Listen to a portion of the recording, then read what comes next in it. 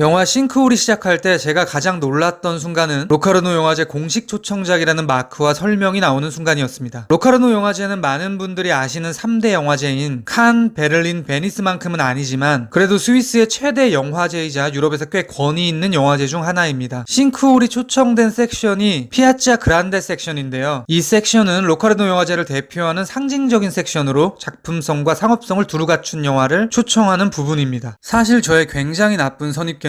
영화를 보기 전에 이렇게 생각했던 것도 사실입니다. 싱크홀은 매년 여름 시즌을 겨냥해서 나오는 평이한 수준의 코미디 영화겠구나. 물론 영화제에 초대된 영화라고 해서 무조건적으로 훌륭하다고 말할 수는 없을 겁니다. 그럼에도 불구하고 로카르노 영화제 마크가 딱 나오니까 고백컨대 조금 다른 마음을 먹고 영화 관람에 임하게 된 것도 사실입니다. 제가 근래 봤던 한국 코미디 영화 중에 작품성과 상업성 두 측면에서 두루 훌륭하다고 생각한 영화는 엑시트입니다. 로카르노 마크를 보는 순간 싱크홀도 그 정도 수준의 영화일지도 모르겠다는 생각을 하게 된 거죠. 영화를 보고 나니 물론 개인적인 의견이지만 엑시트만큼 좋은 영화는 아니더라고요. 그런데 또 반대로 분명히 단점이 많은 영화이긴 하지만 마구잡이로 까일 영화도 아니라는 생각이 들었습니다. 일단 장르적으로 재밌게 볼 요소들이 있었고요. 미학적으로 봐도 적지만 몇몇 유의미한 지점들이 있었습니다. 저는 원래 영화를 볼 때 후자에 관심이 많은 사람이기 때문에 그에 대한 이야기를 집중해서 말씀드리겠습니다. 싱크홀은 상당히 노골적으로 시의성을 띠는 영화죠. 일단 현 시점 팬데믹을 제외하고 가장 핫한 사회 문제 중 하나는 집값 폭등, 내 집 마련일 겁니다. 이 영화는 이야기의 가장 큰 줄기에 그것을 끌고 들어옵니다. 박동원이 이렇게 말하죠. 11년 동안 모아서 겨우 내 집을 마련했다. 아파트는 꿈도 못 꾼다. 지금 대출이 점점점. 김승현은 이렇게 말합니다. 내 집도 없고 원룸 사는데 누가 나랑 결혼을 하겠느냐. 마지막으로 정만수는 저 멀리 있는 싱크홀 입구를 가리키며 아들 승태에게 이렇게 말하죠. 꿈이라는 것은 저렇게 멀리 있는 거다. 물론 이렇게 대사를 통한 직접적인 방식은 다소 유치하게 느껴지기도 합니다. 사실 제가 흥미로웠던 지점은 이런 부분이 아니었고요. 영화 속에서 공간 미술적 측면에서도 시의성을 담아내고 있는 부분이 보였던 지점이었습니다. 저는 심지어 비약을 많이 섞으면 이 영화의 어떤 설정에서는 봉준호 감독의 기생충이 떠오르기도 하더라고요. 그에 대한 이야기를 비롯하여 차승원이 판타지적 인물인 이유, 죽은 소년이 왜 도움을 준 것인지, 그리고 에쿠스와 택시를 경유한 이 영화의 따뜻한 시선들에 대한 이야기까지 싱크홀 끝장 리뷰 지금 시작합니다.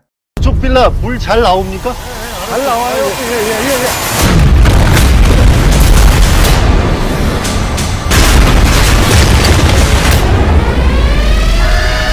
이 사고는 현재 빌라 제 생각에 동원을 중심으로 싱크홀의 사건은 크게 두 단계로 나누어지는 것 같습니다. 먼저 빌라가 가라앉게 되고 다행히 5층 이상에 있던 사람들, 그러니까 이 영화의 주인공들이 재난에 대해 반응하는 이야기. 여러가지 코미디 장르스러운 대사와 행동들도 보이고 군데군데 드라마나 멜로도 나타나죠. 다음은 동원이 아내 영희로부터 아들 수찬이 어딘가 매몰되어 있다는 내용을 듣고 아래로 내려가서 다른 주민들을 발견하는 이야기. 이 지점으로 오면 영화의 톤이 갑자기 확 바뀝니다. 웃음기를 완전히 제거하죠. 저에게는 이 위층과 아래층이라는 위상이 흥미로워 보였습니다. 이 주민들은 같은 빌라에 살고 계신 분들이지만 완전히 디테일하게 들어간다면 제각각 경제적인 차이가 조금씩 날 겁니다. 영화에서도 그런 식으로 묘사가 되죠. 말하자면 자수성가하여 서울에 집을 구한 직장에서 과장인 동원과 치매 걸린 홀어머니를 모시고 사는 아들, 그리고 남편이 없어 아들 혼자 집에 두고 폭우 속에서도 오토바이를 몰고 식당 일을 나가야 하는 어머니는 당연히 집안의 사정이 다를 겁니다. 물론 동원의 가족을 엄청나게 부유하다고 볼 수는 없겠지만 일반적인 관점에서 말씀드리면 아래에 있던 주민들은 동원보다도 더욱 어렵게 사시는 취약계층이라 볼 수 있겠죠. 물론 동일한 빌라의 위층과 아래층의 집값 차이가 어느 정도인지는 영화에서 나오지 않지만 생활 수준과 또 단순히 위아래라는 위상 자체가 어느 정도 계급에 대한 함의처럼 보이더라고요.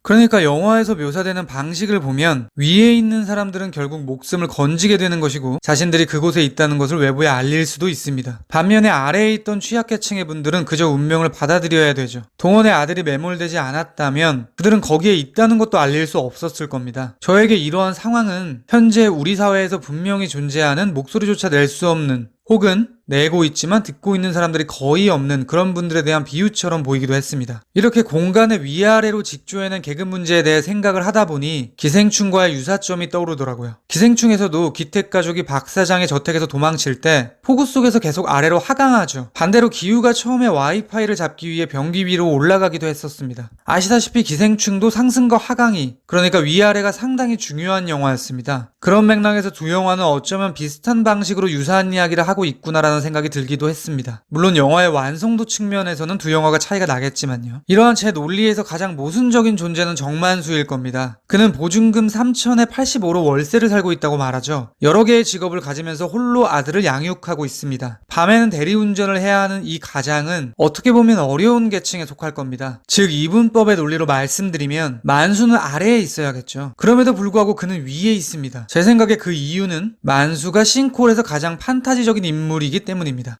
영화 초반에 코믹적으로 덮어씌우고 있긴 하지만 동원이 어디든 갈 때마다 만수가 나타난다는 설정 자체가 황당하죠. 또한 물론 아들을 살리려는 목적이 있었겠지만 물탱크의 문을 닫기 위해 희생하는 영웅적 모습을 보인다거나 등등 제 생각에는 상당히 비현실적인 인물로 보이기도 합니다. 언급드렸듯 이 영화가 내포하는 위아래층의 계급 논리에 의거한다면 냉정하게 말해 만수는 아래층의 사람들과 같은 운명에 처해야 하니까요. 실제로 그는 영화에서 죽을 고비를 여러 번 넘기는 것으로 묘사됩니다. 지능늪에 빠지기도 하고 김대리의 손을 잡지 못해 익사의 위기에 처하기도 하죠. 발이 선에 묶여서 딸려 올라오는 것 자체가 이미 판타지겠죠. 그러니까 싱크홀에서 재난이 발생했을 때 살아나가는 집단을 정리해보면 다음과 같습니다. 직장에 있는 자수성가한 가족 혹은 그 직원들, 그리고 판타지로 탄생한 인물과 그의 아들. 영화는 어느 정도의 계급과 판타지가 아니면 이 재난에서 살아날 수 없다고 그리고 있는 거죠. 그런 관점에서 저는 차 안에 갇혀있던 수찬이 형이라고 부르며 뒤따라간 소년이 더욱 의미심장해 보였습니다. 그들이 있는 곳으로 가보니 그 소년은 이미 사망한 것으로 나타나죠. 그러니까 수찬이 뒤따라간 것은 령이었을 가능성이 큽니다. 그 소년이 아니었으면 수찬은 차 위로 무너지는 돌덩이를 피하지 못했을 거고 동원도 탈출로를 확보하지 못했겠죠. 제 생각엔 비유적으로 말해서 가장 취약계층의 분들이 우리도 이곳에 있다고 소리를 치는 것처럼 보이더라고요. 앞서 언급드렸듯 현재 우리 사회에는 목소리조차 낼 수 없는 혹은 내고 있지만 듣고 있는 사람들이 거의 없는 그런 분들이 분명히 존재하고 있으니까요. 물론 이 모든 것은 저의 과대 해석일 수도 있습니다. 어떤 한 영화에서 주연 배우들과 조연 배우들을 다루는 방식의 차이 때문에 나타난 단순한 현상일 수도 있을 겁니다. 완전히 제 개인의 의견일 뿐이라는 점만 참고 부탁드립니다.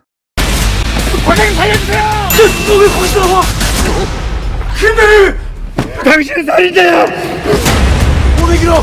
좀만 기다려!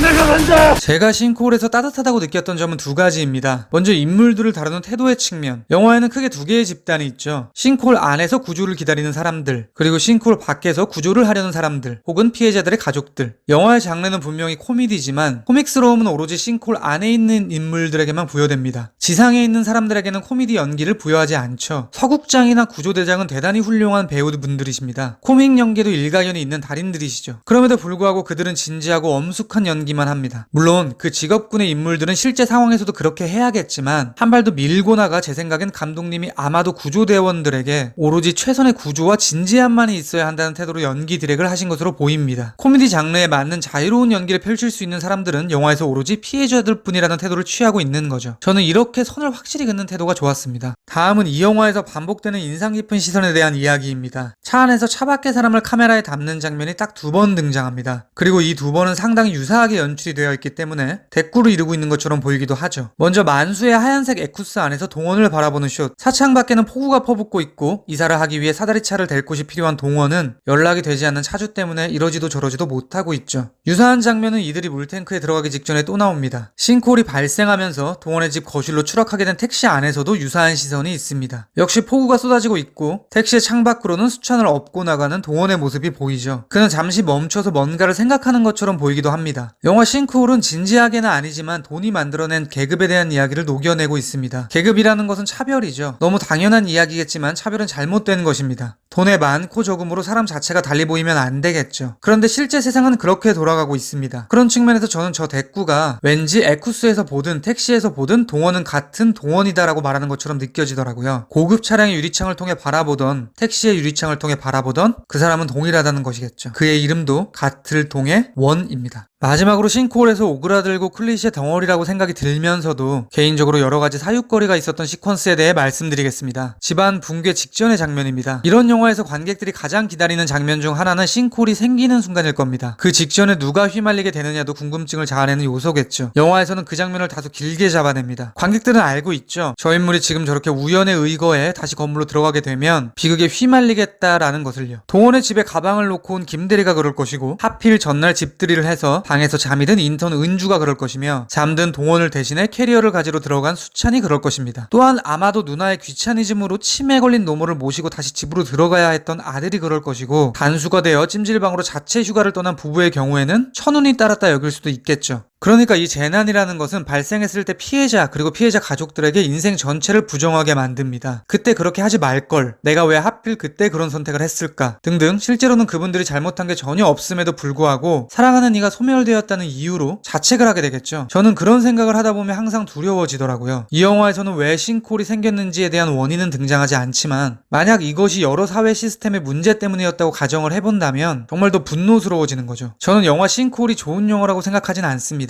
영화의 중간중간에 코미디에서 감동 드라마로 혹은 멜로로의 전환점도 다소 부자연스러웠고요. 특히 제작비 문제로 어쩔 수 없었겠지만 눈에 띄게 세트로 보이는 몇몇 미술적 측면도 몰입을 방해했었습니다. 그럼에도 불구하고 차승원, 김성규, 이광수 배우의 연기가 너무 좋았다는 생각이 들었고요. 저에게는 개인적으로 몇 가지 생각해볼 요소들이 있는 영화였습니다. 지금까지 싱크홀에 대한 헐거운 리뷰였습니다. 들어주셔서 감사합니다.